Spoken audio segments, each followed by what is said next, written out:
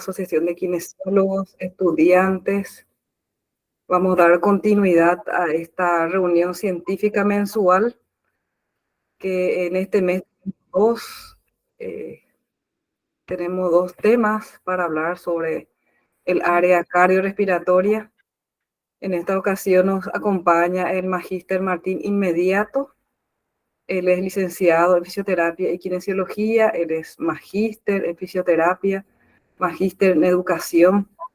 Es docente universitario de grado y posgrado, es director de posgrado también de la maestría en fisioterapia. Tiene una larga trayectoria en el área académica, científica, su área de expertise en el área respiratoria. Entonces, vamos a tocar este tema interesante que es sobre el diagnóstico de fisioterapia y en el área respiratoria. Entonces, iniciamos. Bienvenido, Martín. Adelante. Muchas gracias, Lelis, por la invitación y a la asociación también.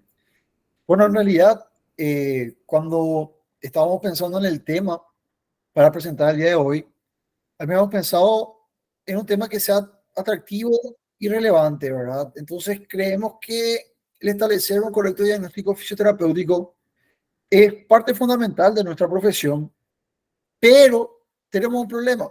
No tenemos el enfoque para realizar el diagnóstico kinésico y mucho menos tenemos el enfoque para hacerlo en lo que respecta a la parte de la fisioterapia respiratoria. Por ende, yo les preparé un material en donde se engloban características fundamentales del proceso del diagnóstico kinésico o diagnóstico en fisioterapia. Recordemos que a nivel global, la fisioterapia y la kinesiología son una sola. Son la misma rama de las mismas disciplinas. Entonces, voy a hablar un poquitito de lo que es el modelo APTA de la Asociación Americana de Terapia Física. Particularmente nos habla justamente de lineamientos sobre el qué hacer del fisioterapeuta.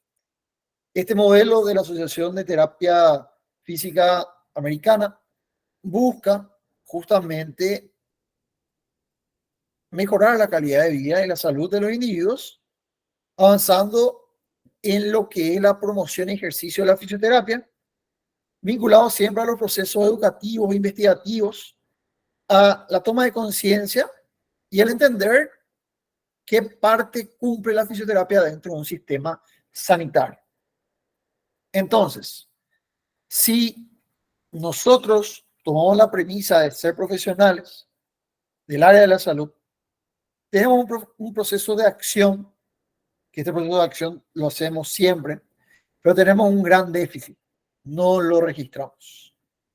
El primer proceso es la anamnesis, el segundo proceso es la revisión por sistemas y el tercer proceso es la aplicación de test y medidas o pruebas funcionales. De hecho, un gran déficit que yo observo en mi práctica diaria es que muchas veces cuando pensamos en evaluaciones se nos viene un test, el famoso test de Bartel o el índice de Bartel, que no está mal, pero la vida no termina en ese índice. ¿Qué quiero decir con esto? Existen tantas escalas como la propia vida y no tenemos que necesariamente casarnos con una escala, sino que verificar cuál es la practicidad, la utilidad y la información que la escala efectivamente me va a brindar para mi práctica profesional. Entonces, la APTA toma como elementos de manejo, primero que nada, a la examinación, ver justamente, observar al paciente. Luego de esto pasamos al proceso de evaluación y finalmente llegamos al diagnóstico. Nunca podemos sospechar o deducir un diagnóstico sin examinación ni evaluación. Mucha gente tiende a escuchar un relato del paciente y ya basándose en su gran expertise, dar una aparente respuesta, un aparente diagnóstico. Y eso está mal. No podemos establecer un diagnóstico sin una examinación y una evaluación continua. Todos los años estamos viendo que diferentes colegas están validando escalas, pero estas escalas en nuestro país tienen un gran déficit. Me gustaría que esto sea un poquito colaborativo y entendamos que el principal déficit de nuestras escalas es que el idioma en que se replican no responden al contexto social de nuestro país. En otras palabras, hacemos preguntas, aplicamos test que no son los adecuados para una población. Por ende, nuestra examinación ya es infructuosa. Por ende, la evaluación puede fallar y lo más triste o más importante, nuestro diagnóstico puede ser potencialmente incorrecto. Luego del diagnóstico, se desglosan 3 elementos importantes que son el pronóstico. Y van a decir, ¿es irresponsable hablar de un pronóstico? Hablar de un pronóstico sin tener evaluación, examinación y el diagnóstico, obvio que es muy irresponsable. Entonces, posterior al pronóstico, una vez informado al paciente que ese pronóstico puede ser o no cumplido dependiendo de otros factores externos, viene la intervención, que básicamente es nuestra práctica profesional. ¿Qué se tiende a hacer aquí? Vemos el diagnóstico que nos dio un médico y hacemos nuestro tratamiento fisioterapéutico. ¿Cómo puedo hacer un tratamiento fisioterapéutico sin un diagnóstico fisioterapéutico? ¿Cómo voy a entender la necesidad real del paciente desde un punto de vista kinésico terapéutico si yo baso mi evaluación en la evaluación médica? Son 2 evaluaciones diferentes. Finalmente, después de una intervención, yo tengo que hacer una revisión de qué obtuve a través de mi intervención. Y ahí justamente vemos los dominios de intervención en función a las acciones. La patología, la limitación funcional, ¿verdad? O también incluimos la incapacidad, la reducción del riesgo de prevención, los recursos sociales y la satisfacción del paciente. Por más que ustedes me digan, pero no estamos hablando del sistema respiratorio. Sí, la realidad es que sí. Pero convengamos que si tenemos un paciente crítico con una afección respiratoria, no podemos solamente revisar el sistema respiratorio. Tenemos que revisar primeramente el sistema cardiovascular o cardiorrespiratorio. Las variables a considerar: circulación, ventilación y respiración y capacidad de resistencia aeróbica. Bueno, pero un paciente respiratorio, ¿por qué tendría que valorar el sistema musculoesquelético? Creo que, y muchos de nosotros entendemos, que una alteración postural puede desencadenar una afección cardiorrespiratoria y viceversa. Una afectación cardiorrespiratoria también puede dar una alteración postural. Entonces, en este sentido, ¿verdad? Tenemos que entender de que la valoración del sistema musculoesquelético es fundamental también en un paciente crítico, un paciente respiratorio crítico. Van a decir, no entiendo por qué estamos hablando del sistema neuromuscular si estamos hablando del aparato respiratorio. Evitemos disociar lo que no es disociable.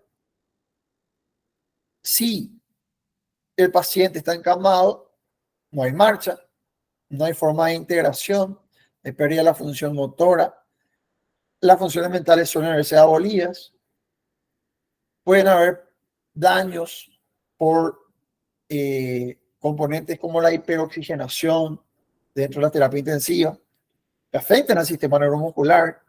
Hablamos, por ejemplo, de las neuropatías o polineuropatías del paciente crítico, que por la falta de movimiento, principalmente dentro de la unidad de terapia y por la complicación propia de la afección se dan, pues también tenemos que ver el sistema neuromuscular. Y el sistema más infravalorado desde el punto de vista íntegro de la revisión del kinesiólogo, infravalorado porque realmente el porqué es hasta ahora un misterio, siendo que la piel es el órgano más extenso del cuerpo humano. Tenemos que verificar la integridad del sistema tegumentario. Esto que estamos viendo ahí, una escara, una úlcera por presión, pues eso va a repercutir en algo en el paciente, desde el punto de vista respiratorio. desde el punto de vista funcional, desde el punto de vista sistémico. Eso no puede ser un punto de partida de una infección. No puede ser el elemento que tenga al paciente más días dentro de la unidad de terapia. Tenemos que pasarlo por alto. Entonces yo creo que las respuestas se dan por sí solas, ¿verdad? Ahora, la APTA también, la Asociación Americana de Terapia Física también, divide pequeñas subcategorías en las cuales se realzan las tecnologías de asistencia, cómo se da la vida en el trabajo, si el paciente es capaz de autocuidarse, qué factores contextuales y ambientales existen en la vida en la educación y la integración y reintegración comunitaria. Muchas veces nosotros escuchamos, bueno, por lo menos está vivo.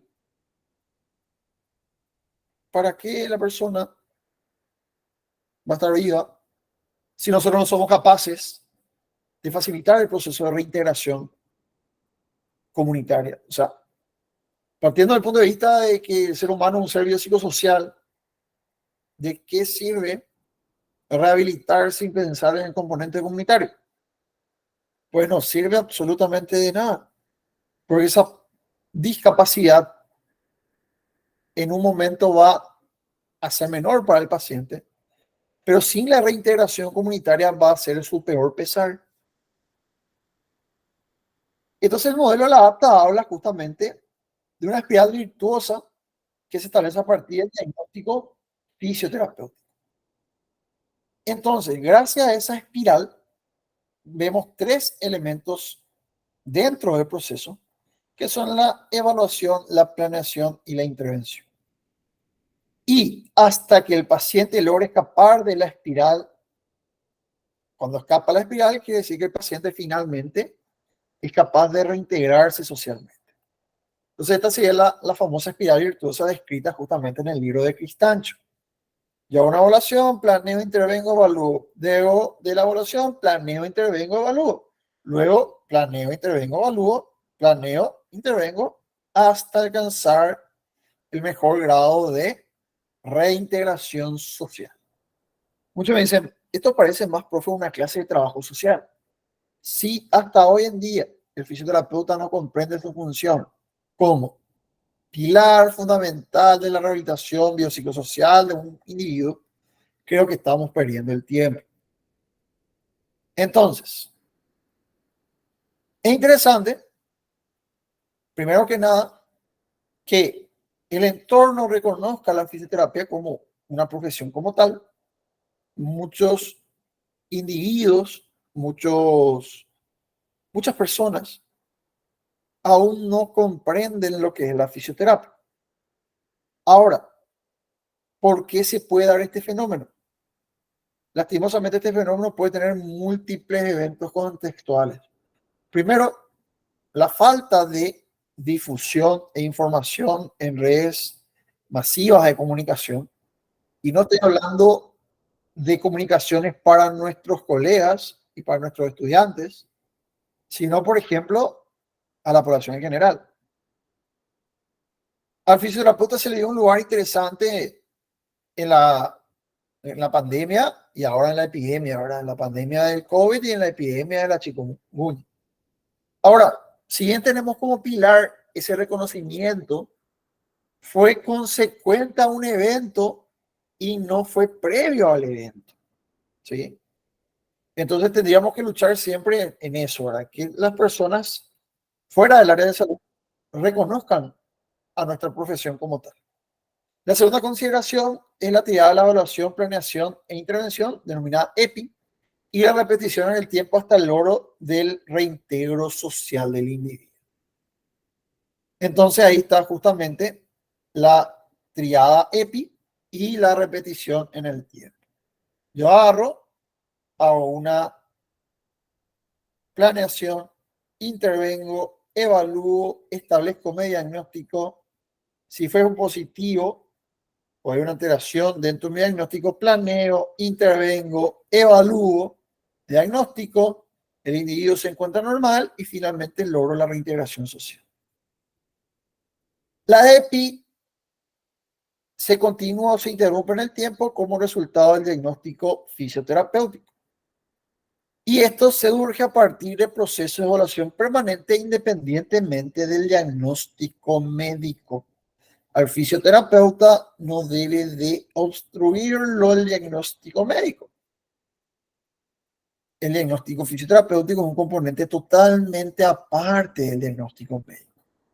Ahora la pregunta detrás de la pregunta, en nuestras fichas de evaluación, ¿tenemos el apartado de diagnóstico kinésico fisioterapéutico?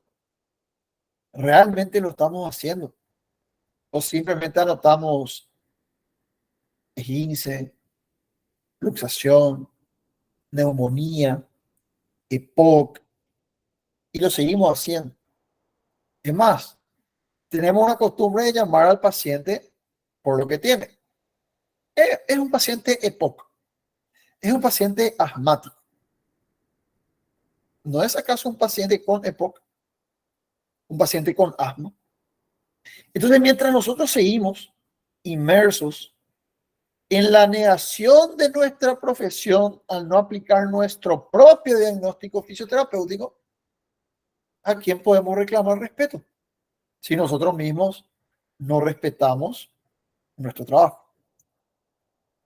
Ahora, el diagnóstico fisioterapéutico, según la CIF, que es la Clasificación Internacional de la Funcionalidad, nos da ciertos diagnósticos, ciertas características diagnósticas. Primero, el componente biopsicosocial. Siempre tenemos que saber que el enfoque, el abordaje, no digo que sea el ideal, pero el más apropiado dentro de nuestro contexto es el componente biopsicosocial del individuo. Y el segundo elemento es que al entender que hay una alteración biológica, debemos saber que va a existir una alteración psicosocial. Al tener una alteración psicosocial va a tener sí o sí una repercusión biológica. ¿Ok? Ahora, la realidad es que estas interacciones pueden no ser recíprocas, porque pueden afectar en mayor o en menor medida a otros componentes, aunque esto no quiere decir que no lleguen a afectar. Entonces, el modelo de la CIF, que es un modelo muy interesante, si bien nos ayuda a simplificar los diagnósticos, como en su momento lo hizo la CIE-10, vemos que este modelo está preparado para intentar comprender todos los componentes de interacciones que puedan estar presentes dentro de una condición de salud, ya sea un trastorno o una patología o una enfermedad. Si ustedes ven este cuadro que grafica claramente el modelo de la CIF, vemos que nuestras funciones estructurales y corporales pueden sufrir una deficiencia, nuestra condición de salud, trastorno o enfermedad, la participación, una restricción a la participación y la actividad, una limitación en la actividad. Pero esto puede estar asociado íntegramente a factores contextuales, ambientales y personales.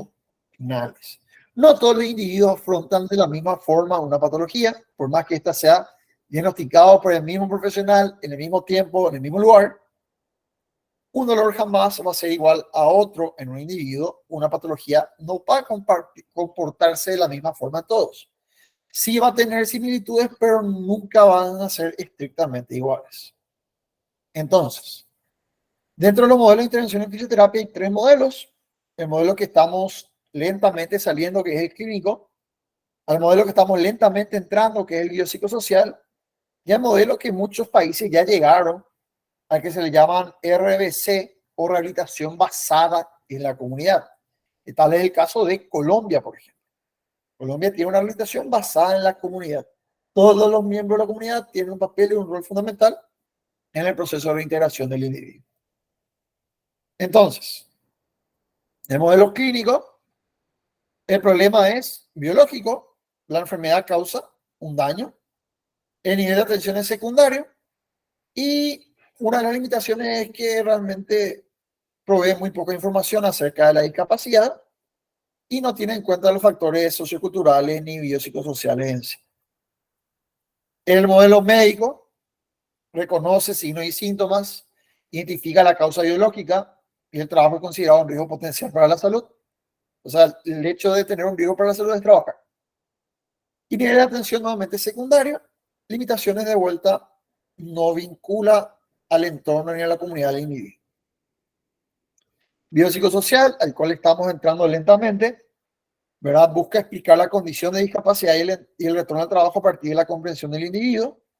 Tiene un nivel de atención primario, ojo al gol, porque es lo que va a reforzar nuestra participación dentro de lo que vendría a ser la APS. Y limitaciones es que no están totalmente integrados con todos los componentes ambientales y sociales y se orienta casi siempre por los posibles factores de riesgo. Y el último modelo del cual les hablé, la rehabilitación basada en la comunidad. Un modelo de estrategia descentralizada que ofrece servicios de rehabilitación, nivel de atención primario y se encarga o intenta resolver problemas de integración social.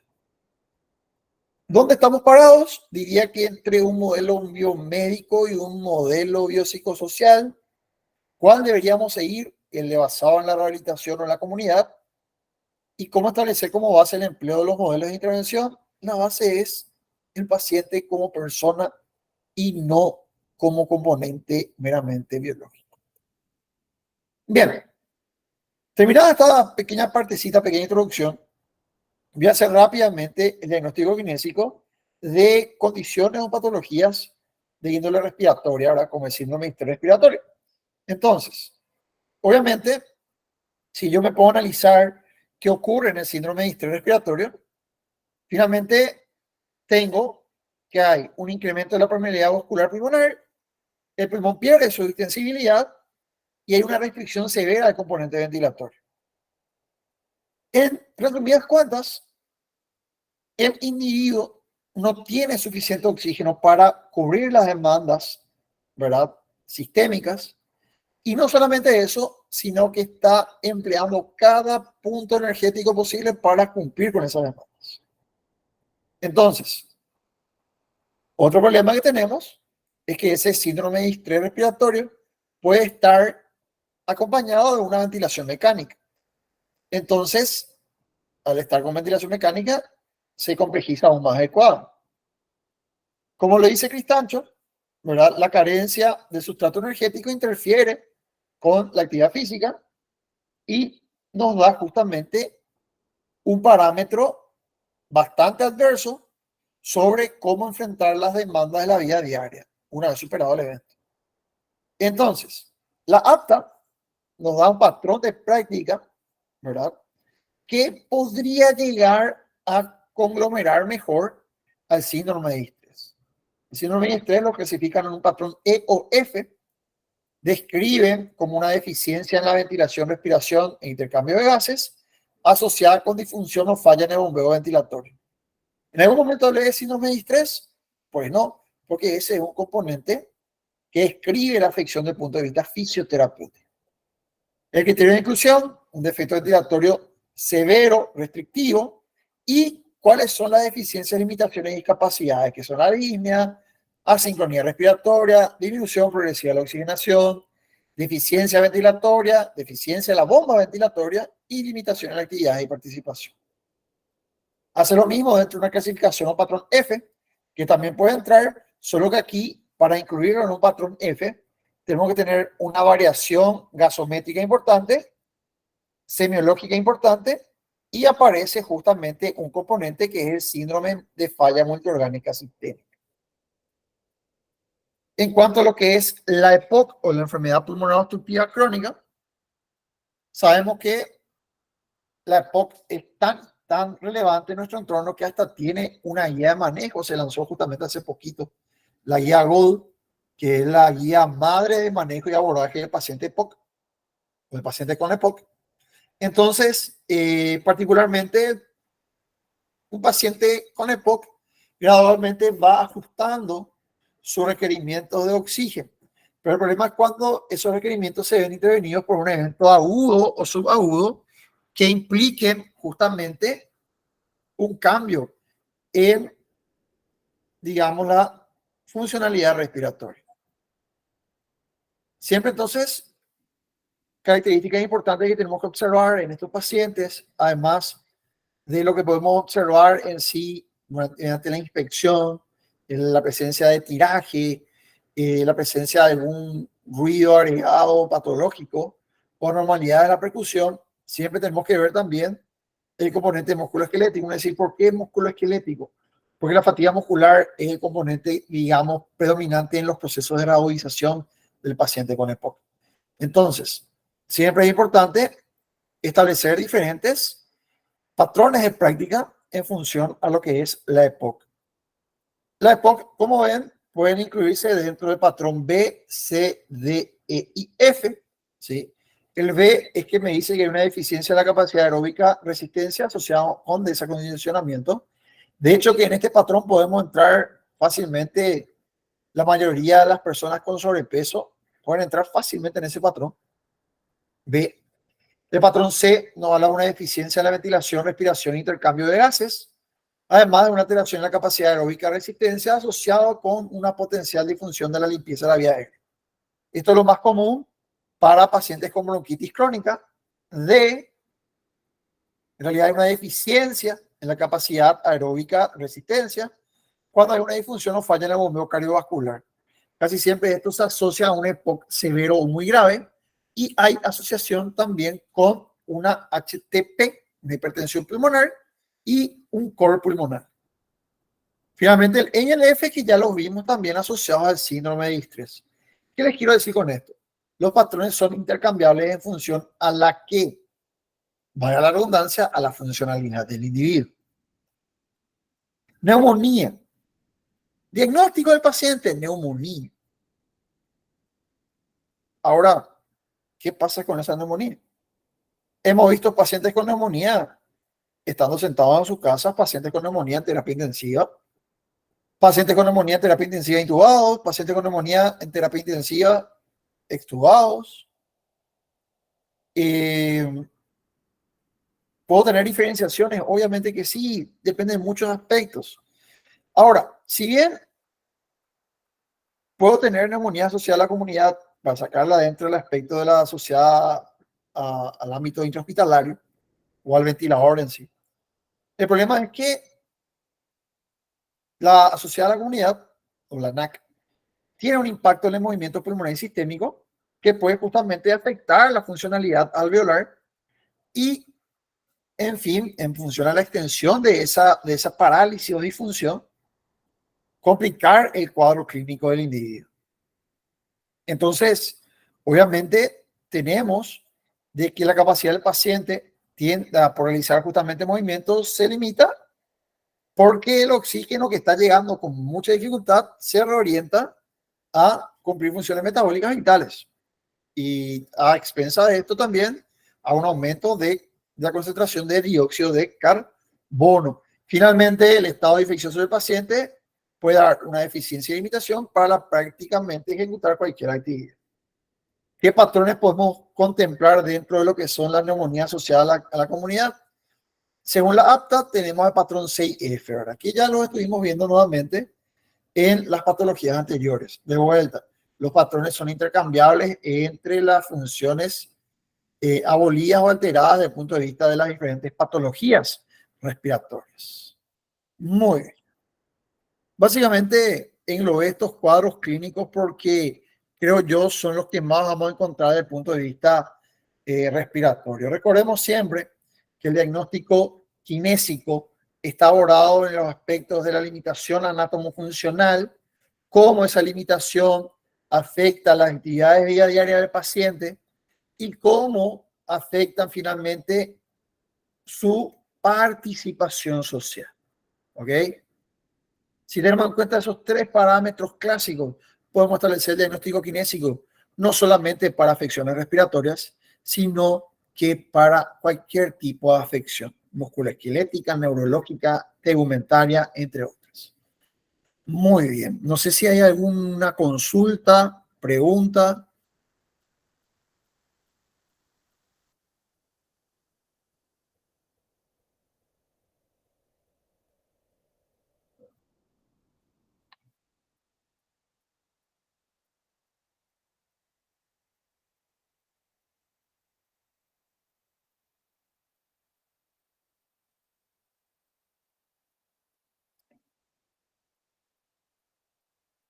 Hola, ¿están por ahí? Si tienen alguna preguntita, pueden activar su micrófono.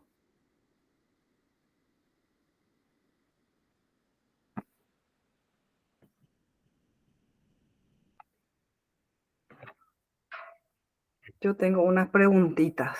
Adelante.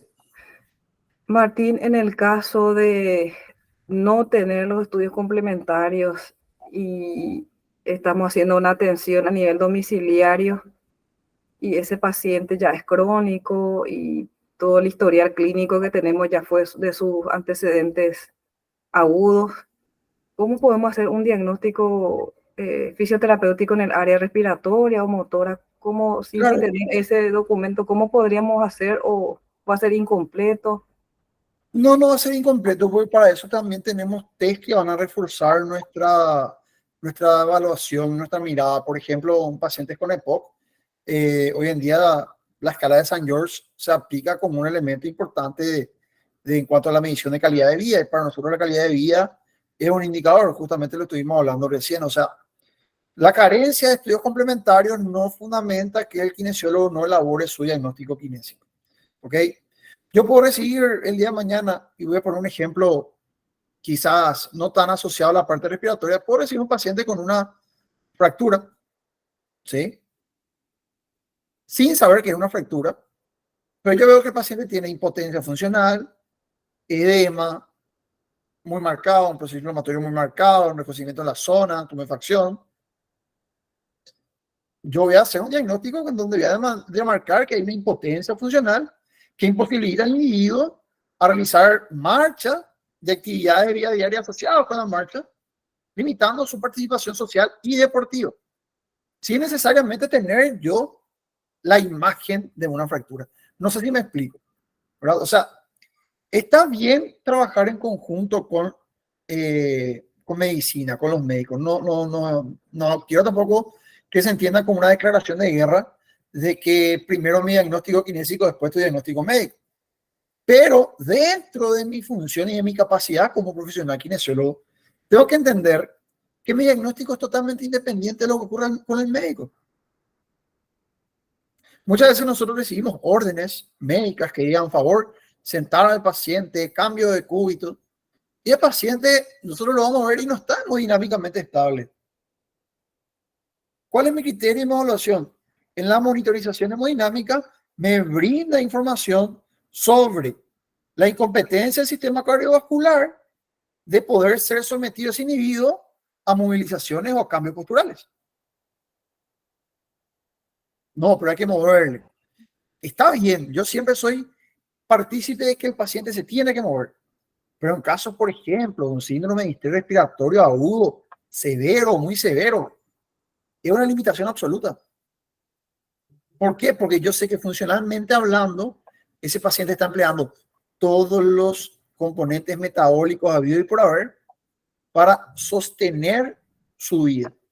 Si yo le agrego una carga, estoy generando una alteración negativa en su pobre ya espectro funcional. Básicamente eso, Lelis. Y tengo otra consulta.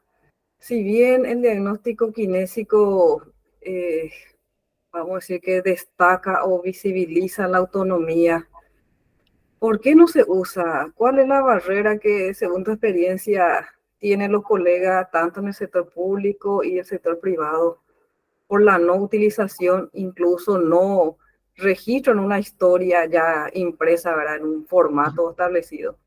¿Por qué será que no usamos?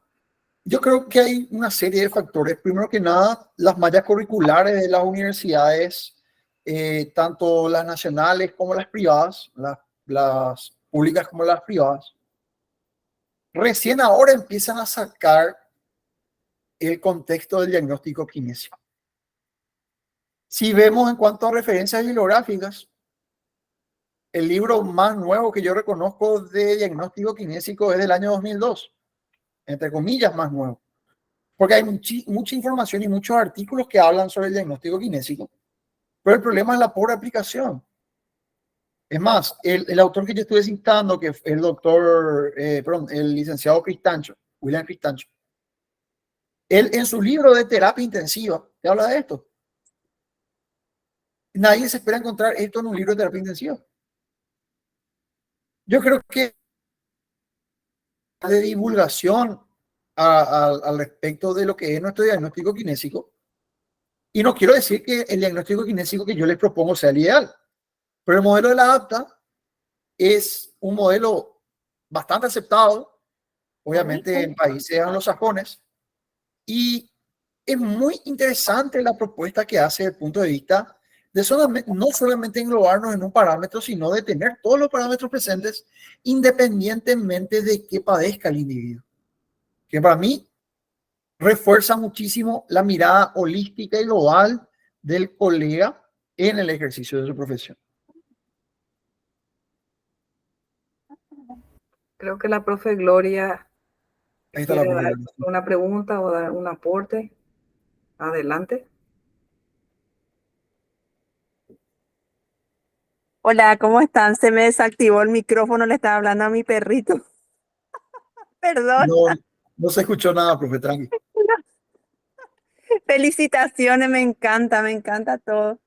Súper bien, me encanta Gracias, Martín. profe. Por eso entré, Gracias, ya me cuesta muchísimo entrar en las webinars, pero en esta entré porque dije, este va a ser interesante, tal cual. gracias, Cien profe. por ciento te apoyo, súper bien todo. Yo creo que realmente tenemos que intentar hacer un trabajo de hormiga.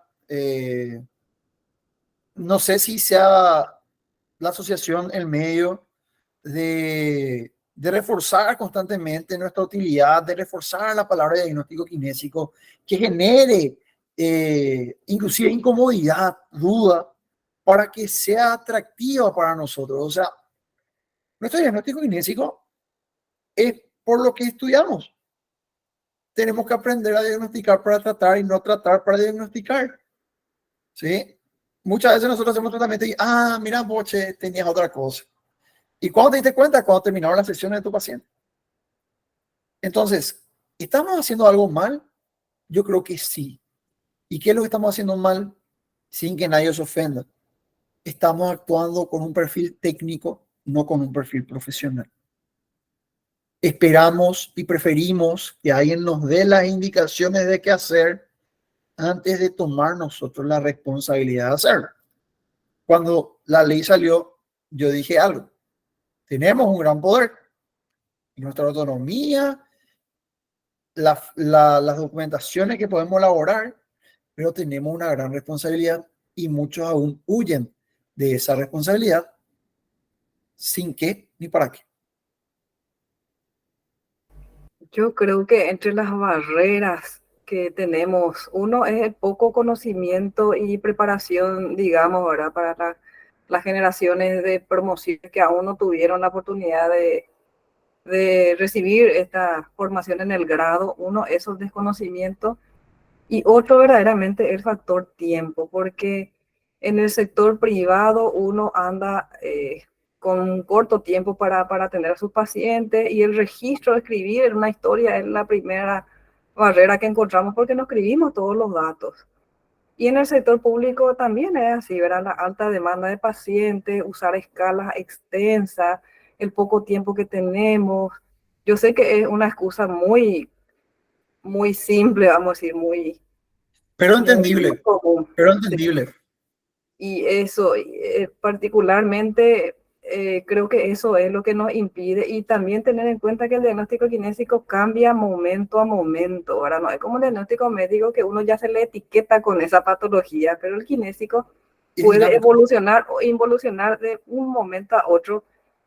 Y uno pone en una balanza que el tiempo corre y estar escribiendo, analizando y tener un equipo que va a estar ayudándote, genial, ¿verdad? Pero no sé si es una excusa barata nomás, Martín, pero el tiempo es uno de los factores. Sí, yo creo que el tiempo es uno de los factores, pero en realidad luchamos tanto con el tiempo porque lastimosamente a veces son situaciones económicas, Lely, ¿verdad? O sea, el colega se formó, quiere tener una remuneración por más de que lo nuestro sea más como un apostolado, como yo siempre digo, y como le dice una gran maestra mía, la profe Lourdes, eh, de igual forma, se quiere ganar dinero. Ahora, para mí que estamos abordando mal el problema. O sea, yo quiero ganar dinero, quiero tener más pacientes, ofreciendo menos calidad, o tengo que buscar una mejor remuneración con mayor calidad de atención. O sea, Yo sé que hay lugares que hoy en día están pagando 7.700, 8.000 guaraníes por paciente. Y si uno quiere llegar a unos números interesantes, tiene que literalmente atender por lo menos 5 a 6 pacientes por hora, pero por lo bajo, ¿verdad? ¿Y cómo termina ese colega? Eh, Termina quemado, no quiere saber más nada ni de su propia profesión, simplemente por el hecho que está sufriendo un proceso de explotación laboral, porque acá no hay aprendizaje de explotación laboral, ¿sí?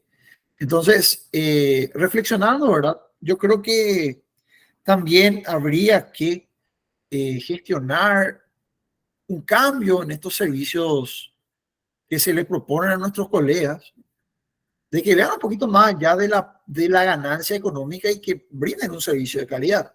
Pero a fin de cuentas, ¿qué pasa?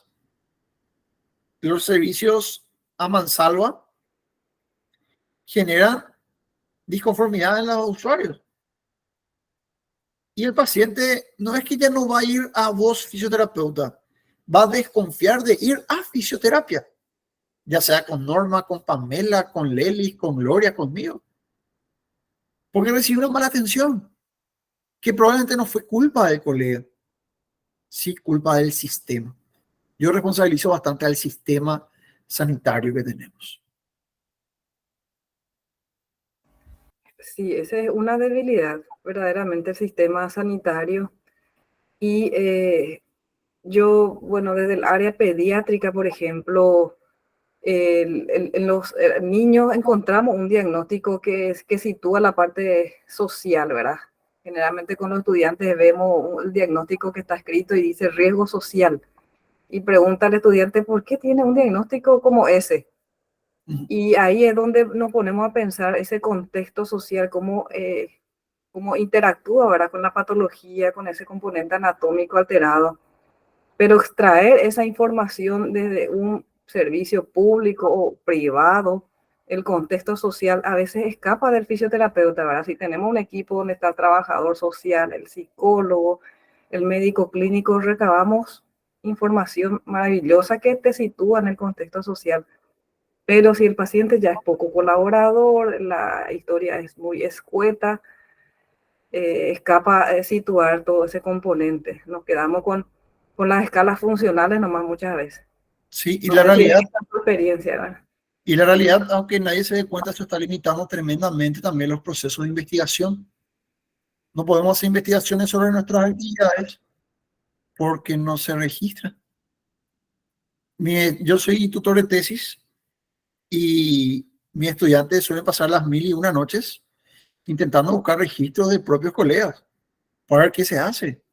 Y la respuesta es no hay registros.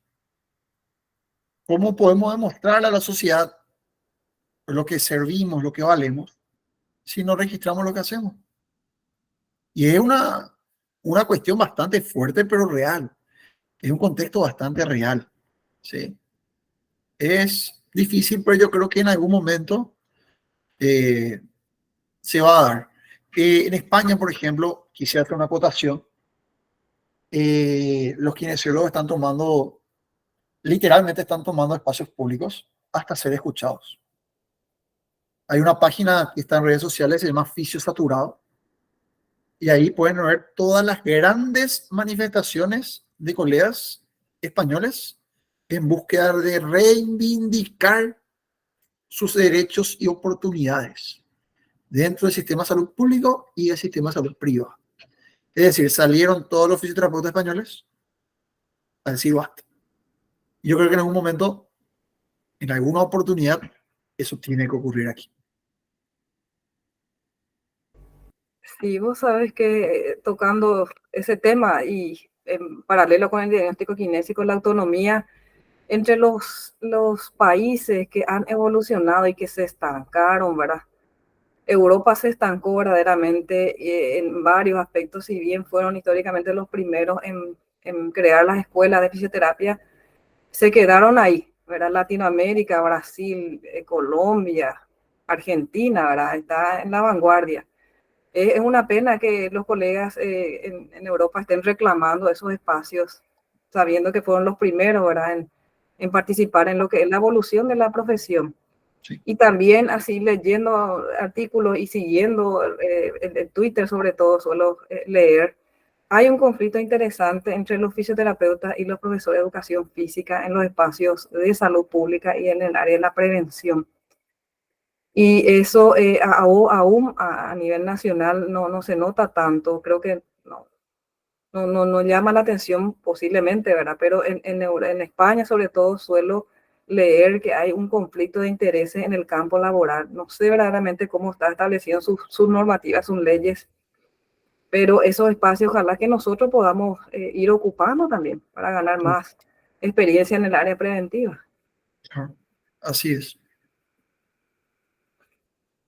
No sé si alguien tiene alguna consulta, pregunta o quiere contar su experiencia. Buenas noches, ¿qué tal? Buenas noches. Licenciado Martín, comentaste que sos profesor, así, tutor de tesis. Bueno, tuve una mala experiencia con el año que yo me decidí. Mi profesora de tesis me dijo que en mi tesis no había información, artículos sobre mi tema. Así, era mi tema sobre síndrome de Down, no había artículos a nivel país. ¿Qué pasó? Me dijeron, me rechazaron que no, nada, pero sí había artículos encontrados, pero a nivel ya extranjeros. Muy pocas las informaciones de artículos de temas pequeños, pero es cierto lo que comentaste. Hay muy pocas informaciones de un tema que vos querés buscar y no encontrás prácticamente. Pero igual terminé, así terminé 155 páginas de Down, pero logré. Sí, en realidad, yo entiendo lo frustrante que puede ser eso, ¿verdad? De querer buscar algo a nivel nacional y no encontrarlo. Pero la realidad es que hay un hábito que a nivel universitario cuesta mucho, muchísimo con los estudiantes, que es que ellos mismos generen deseo de investigar. El estudiante no investiga al menos que valga punto, el estudiante no investiga al menos que, ¿verdad? ¿Y por qué no investiga para conocer? ¿Por qué no investiga para crecer? ¿Por qué no investiga por el simple hecho de cumplir con aumentar un poquitito más ese conocimiento, ¿verdad? Yo siempre digo que intentar publicar un artículo por año, al menos, si un fisioterapeuta publicara un artículo por año, en menos de un año tenemos 6.000 artículos. Son más de 6.000 colegas, 6.000 profesionales que nos recibimos, que leímos, que aprendimos, pero no lo ejecutamos. Un artículo por colega en un año, 6.000 artículos nuevos. Pero es difícil, que no es cierto. Es costoso, que tampoco es cierto. Que nadie lo va a querer leer en investigación, que es menos cierto. Son muchos mitos los que hay atrás de la investigación. Lo único que yo les puedo decir que hasta el momento, hablando de mi experiencia, tengo 8 artículos publicados en revistas indexadas y no he pagado un solo peso por esos artículos. Entonces, a veces también, si queremos que en algún momento alguien encuentre información, pues tenemos que crear, seamos nosotros los escritores, los investigadores, publiquemos y crezcamos juntos. Esa es la reflexión, ¿verdad? Cuando uno se frustra cuando no encuentra información, pues qué buen momento de inspiración para crear información. Así mismo es. Y para dar un aporte también a Pamela y otros colegas más que están investigando, quieren investigar, hay una página web, el portal de acceso público a información pública, en donde cualquiera de nosotros podemos acceder y solicitar datos de instituciones públicas, ¿verdad? Que que con mi experiencia también yo hace poco conseguí esa información, pude conocer, y al entrar en ese portal uno escribe las palabras clave y ya hay preguntas de varios investigadores o interesados y puede seguir accediendo a esa información, ¿verdad? No es que se limita a la persona que pidió. Ejemplo, tengo una estudiante también que está investigando sobre PCI y escribiendo la palabra clave encuentro que otra persona ya hace 10 años atrás pide información al Ministerio de Salud sobre personas o registros de pacientes con parálisis cerebral infantil y existe esa documentación, ¿verdad? Existe. Y así otros datos más. Ustedes escriben la palabra clave fisioterapia. Bueno, ya van a encontrar algunos pedidos que yo hice porque estoy haciendo un trabajo de tesis también. Igual hay como 32 documentaciones que han pedido en algún momento colegas o estudiantes. Información capaz que ya no nos sirva, pero para que veamos, ¿verdad? La facilidad y el alcance que tiene ese acceso a la información pública que a través de la ley de transparencia podemos acceder cualquiera de los ciudadanos, independientemente hagamos o no un trabajo de tesis o un artículo. Entonces eso es buenísimo y todas las instituciones, el Ministerio de Salud, Policía Nacional, Gobernación, Senadis, Ministerio de Educación, va en una extensa lista de instituciones públicas donde ustedes piden una información y dentro de 15 días te dice, ¿verdad?, el portal que te responde, pero yo tuve la suerte que ya en menos de una semana me respondieron 3 pedidos, ¿verdad? Y para comentar, ¿verdad?, Pamela y otros colegas más. Y otro punto que quería mencionar, que la idea con estas reuniones científicas es motivar a los profesionales y a los estudiantes. La idea es que podamos actualizarnos en las revisiones bibliográficas, los artículos, por eso venimos haciendo mensualmente estas charlas. Y hoy tuvimos este tema, ¿verdad?, con el profe Martín, que es un tema de interés para todos nosotros. Y ya de paso les invito, el viernes vamos a tener otro tema que va a ser sobre la preparación fisioterapéutica en cirugía cardíaca, que va a ser con el colega Carlos Roche. Y así el siguiente mes tenemos, creo que la profe Gloria continúa el siguiente mes, y así hasta diciembre tenemos varios temas de interés para todo, en todas las áreas. No sé si alguien más quiere hacer una consulta, pregunta, sugerencia, bienvenida sea. Así vamos finalizando.